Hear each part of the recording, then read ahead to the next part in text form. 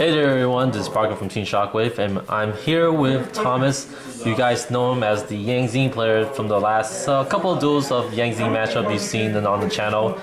You guys have been questioning a lot for his deck profile, and here he is, fresh from his XO defeat in today's tournament. Thomas, tell me about your deck here and why did you choose to play it? Honestly, I chose it because it was cheap at the time. Burning Abyss are really expensive, Clifford's are really expensive, and I kind of was out of the game for 4 months, and it just looked fun, so I picked it up and decided to run it. It also looked really good, especially with the new tuner from the what's the latest one? New Challengers. You know, really gave the deck some speed, and it was fun. And Yazi is just busted and disgustingly good. So.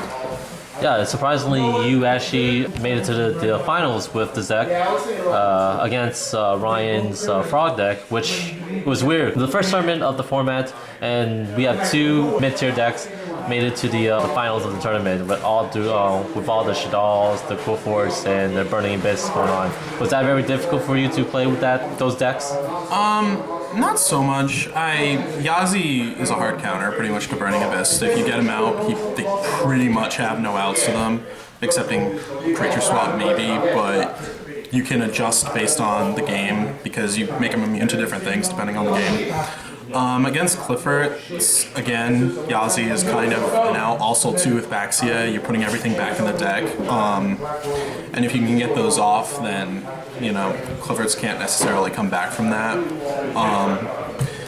That particular day, I only played 1 Burning Abyss and no Cliffords, though. So that was kind of an interesting one, but I've had beat Cliffords with this in the past. I've beat Burning Abyss with it in the past. Need to beat that one Stella Knight. That one Stella Knight player. We all know who he is. Alright, then let's start with the deck profile then. Sure thing. So the first guy I run 3 Xiaotu, the Dark Tuner, pitch 2, special summon 2 from deck. It's kind of weird because he's a minus, but you're bringing out cards that just don't die, so it's okay to minus. You can get into some of the plays later if you want. Next round, I run 3 of the Light Tuner. This is a lot of people only run 2 from what I've seen, but I like 3 because it gives you extra material for Yazi, and him and Grave just coming back and being able to do things with him. You know, I really like him. Other people are allowed to disagree, but he's pretty. As far as the non-tuners, I'm running 1 Tauti. He's so-so. You only need 1 of them. You generally only bring him out to be a 2200 beater, and then maybe make a Mistworm or something with him occasionally. But other than that, he just kind of is. The main one in the deck, 3 Suwani.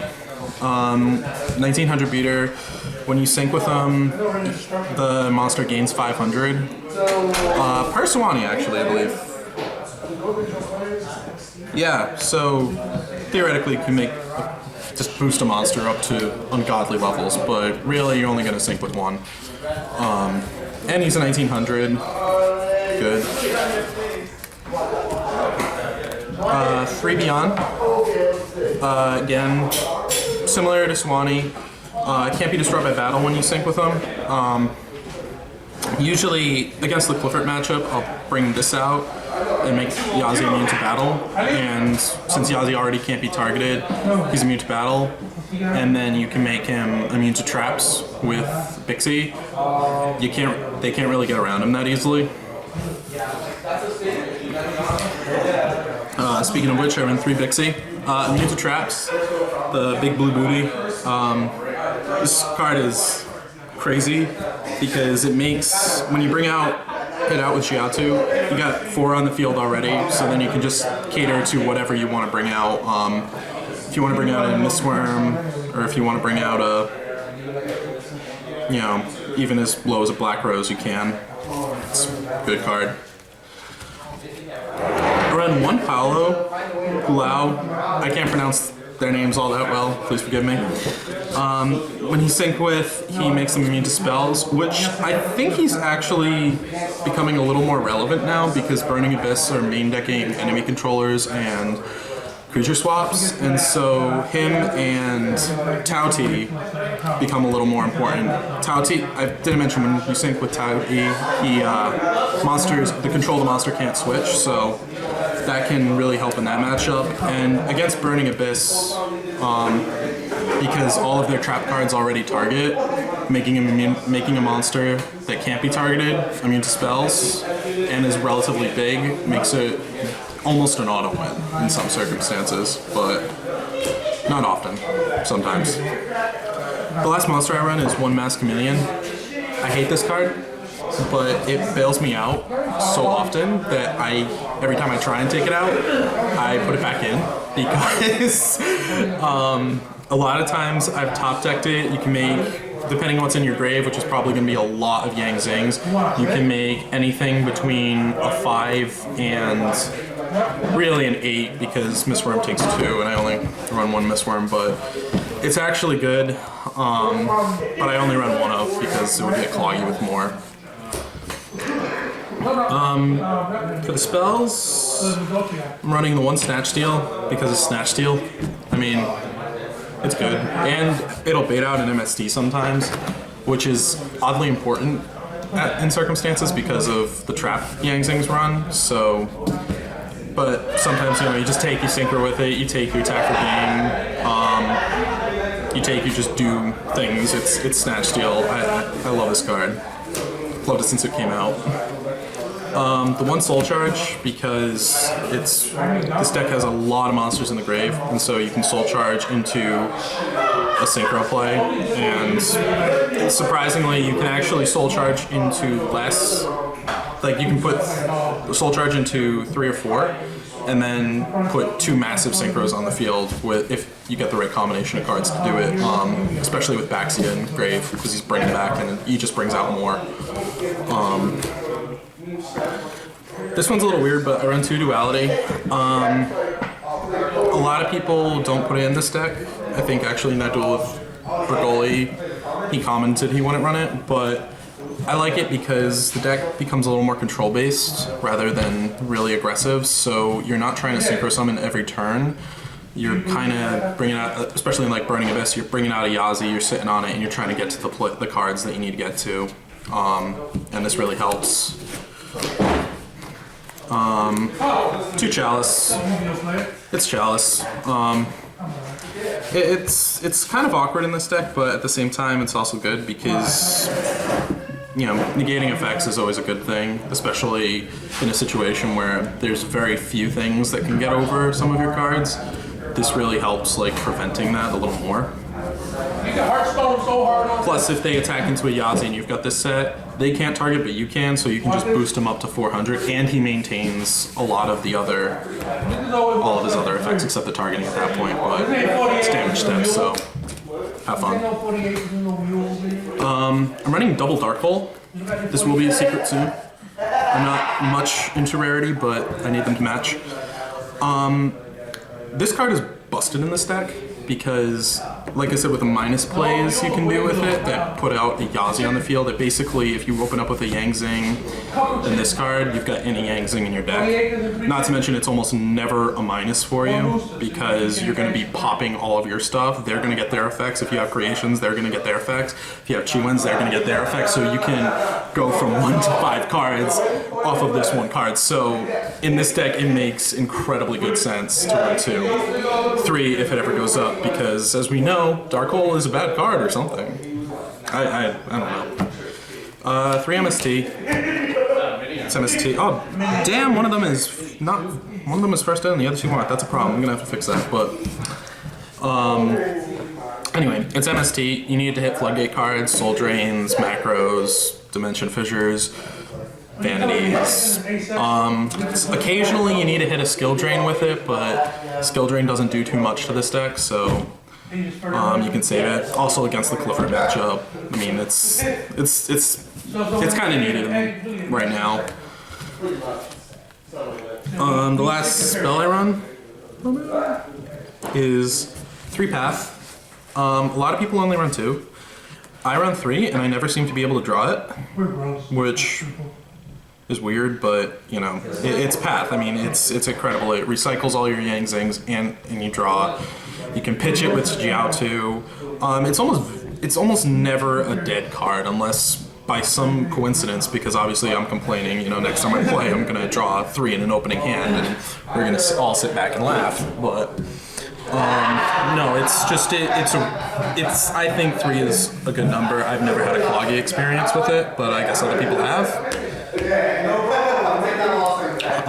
For the traps, I'm running 1 bottomless. It's bottomless. 1 compulse because it's compulse. 1 torrential because, similar principle to Dark Hole, it's a huge plus in this deck because obviously a lot of times, you know, it'll cause people to minus or like add to hand, and this deck, you know, you can go from 1 card again to 5 in off of 1, so it's a really good card to have destruction effects. Double breakthrough because Winda is a thing. And I don't want to have a window. Also, Majesty's Fiend. It's the same principle with Chalice. Majesty's Fiend hurts this deck a lot, actually. Or any of the Fiends, really. So if you can't negate their effects, then you're gonna have a bad time. And last card I run is 3 Creation. This card is amazing. It can actually activate in damage step, which is good because you can kind of dodge an MST that way. You'd activate it after the monster activates effect. You can flip these and chain them, which is great because these, when a monster or any monster is destroyed on your side of the field, you special summon a Yang Zing card from monster from your deck. Which is really useful if you've got, say, a Suwani on the field and the Suwani's destroyed, and you want to get another Suwani out because they can't search their own effects, but they can get another card out, which is really good. So I don't know if I did it in Bergolia's game, but a common play with that would be you pop my Suwani, I flip Creation with the Chiwin in the grave. Suwani's effect activates, Chiwin's effect activates Creation, bring out the Suwani, bring out the Chiwin, bring out Abaxia, and Yang Zings are all formula synchrons, so they have to be able to negate 2 monster effects to prevent me from synchroing on their turn, which, you know, if I drop a, I think I meant Beyond, not Baxia, so if I drop a Baxia on their turn, they're going to lose probably all the cards on the deck, on the field. For the extra deck, I'm running 1 Herald. Herald's amazing. You can recycle him with Baxia, and a lot of times when I bring him out, he's going to be immune to battle, so you can just kind of sit on him because why not? If you ever need to wall, but a lot of times what happens, I'll bring him out, I'll just keep recycling with Baxia, so, and going plus off it because it's not a 1-for-1 with Baxia, it's a 1-for-1 and crazy, insanity if you get the setup. 1 Armades. It's an Armades. I mean, he's good. And a level 5, which is really good. Powered Insectron, which it's a weird one, but Goyo, I don't really like Goyo right now. I like him because, like I said, they're formula synchrons, so I can drop him on my opponent's turn, and he'll come out, and once he's summoned, he can't be destroyed by battle or card effects, and you take no damage that turn at all. Not damage involved, so like it's basically dropping a Wawaku on your opponent's turn, and he'll come out, if you make him right, he'll come out probably 3k, so it's a pretty good card, I think. 1 Black Rose. It's Black Rose. I never made the play, but Mask Chameleon into Beyond makes it Black Rose, and even if they negate the effect, then he can't be destroyed by battle, so why not? The boss of all bosses, Yazi. I run 2 of them. If you don't know what this card does, he's broken. He can't be targeted by his own effect, and he's a Scrap Dragon with a Worm monster, and when he's destroyed, he brings out another Yang Zing. So when you make him, you're going to make him ideally first turn, and depending on the matchup, you're either going to make him with Bixie and Baxi and Beyond. So he'll be immune to traps and can't be destroyed by battle, or Pulao and Suwani, where he's 3100 and is unaffected by spells. He still can't be targeted by his own effect. And if you do that, there's very little a lot of the meta decks can do to get around him right now. There's very little this deck can do to get around a Yazi, actually, I found out. But especially if you open up with this game 1 in almost any combination, you're in a very good spot. It's very difficult to get around. And even if you do, he's going to replace himself, and you're probably going to be able to make more, so. Delvaxia, just to go get with the light. I really like this card versus Yang Zings because you're shuffling everything back into the deck, so they can't pendulum summon everything out again. Also, he's recycling cards in the graveyard, you know, particularly Herald. There's crazy combinations with him. If you don't know, his effect is once per turn you can target one card on the field and one monster, level 4 lower monster in your graveyard, destroy the card, special summon the monster. And the other effect is when he's synchro summoned, you can send cards on the field back to the deck up to the number of monsters of different attribute worm monsters you use to synchro summon with him. He's the only one that doesn't get another Yang Zing for some reason. I don't know why. He should, because he needs to be more broken. But usually I'm bringing him out with 2800, and that's going to be in a game push or something. So 1 Stardust Spark, because it's a good card. It's a decent card. You know, and if you're ever in that spot, I mean, you're going to bring him out. He's going to be 3k, or immune to battle, or immune to something, and be able to save himself from destruction once per turn. So, generally a good card. Beals, because he's Beals, can't be destroyed, and you're bringing him out immune to stuff, so it becomes 3,500, unaffected by just about anything. So, really good. And you're making him with Xiao too. It's the only way to do it. Really useful against the Shadal matchup, I find. Yeah. Oh. He should be on the bottom. 1 Scrap Dragon. Scrap Dragon. Why not have 3? I have 3 of them, but sometimes it's good to be able to get him out. It won me 1 game against a Majesty's deck, I think, because I was able to get him out with a Mask Chameleon. Not with Mask Chameleon's effect, but just because I had stuff on the field and I was bringing him out, run over, then start popping stuff and going plus. Because again, he destroys, so you go plus off him. Crimson Blader, because it's Crimson Blader. Very few of these cards you actually go into, but occasionally this is one that's good. I mean, if you were able to get it out against something like Shadal's or something, you can just stun them for a turn, and that's usually all it takes to kind of get on top. 1 Mistworm, thanks to Ryan Bergoli. Level 9, and Trishula's banned. And why not? Leo, because if Yazi somehow gets destroyed, occasionally you need a Leo. A lot of times with this, like in Burning Abyss, you can kind of just sit on it because you can't target it, so, and it'll be immune to stuff. And the last card is 1 Star Eater, because it's Star Eater, even though I never bring it out, but I tried. But I'm a scrub, I forgot the ruling on Mass Community, the restriction on Mass Community, but that's the deck. Thank you again for the deck profile. Is there anything you want to mention with this deck before we head out? I think it's a good deck. I think it's an underrated deck. Also too, I know I'm not running Brutalities. I took them out for a second Dark Hole and the Snatch Deal. Before anyone would criticize me. Brutality is the limiter, basically limiter removal for him. I think it's a good card, but I think Dark Hole and Snatch Deal do the same job, so before everyone crucifies me online for not doing it. Yeah, that's about it. Alright then, thank you again, Tom, for the deck profile. This is Park from TeamShockWaves, signing out. No problem.